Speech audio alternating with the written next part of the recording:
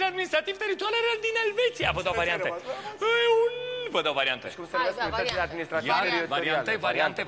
Variante. De astea le-ați lăsat ultimele astea. Mamă. Hai cu variante. 4. Se numesc arondismente, se numesc landuri, se numesc cantoane sau se numesc districte. Nu spuneți acum. Scrie Michi. Pentru 30.000 de lei. Au renunțat la 6.950 și au mers mai departe. A rămas o singură blondă. Din păcate, pentru Ozana și pentru Pepe avem și variante pe ecran. Păi, de asta s-a stat la sfârșit întrebările astea, de asta s-a stat la sfârșit.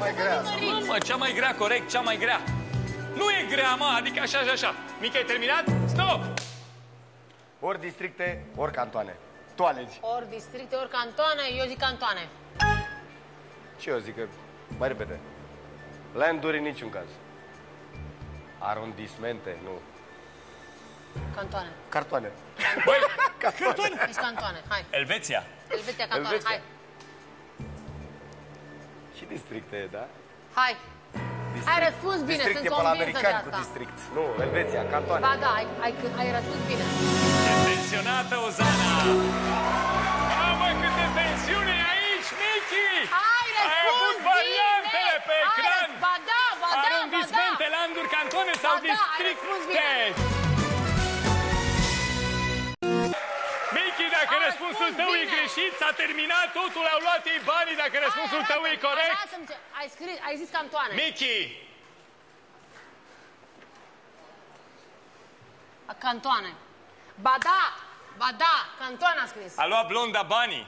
A luat căruța de bani sau... Au luat banii Pepe și Ozana. Cel mai longeviv show de divertisment de cultură generală din România.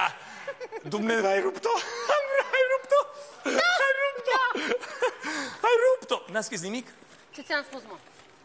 Incredibil, a luat bani. Joacă bine! Incredibil! A luat banii blonda! Incredibil! Mamă! Cel mai longeviv show de cultură generală din România. Suntem de 6 ani aici. De curând. Bravo, blondă! Bravo, blondă! Băi, asta e. Oricum suntem buni. Am ajuns și blonda supremă. Genul programului divertisment.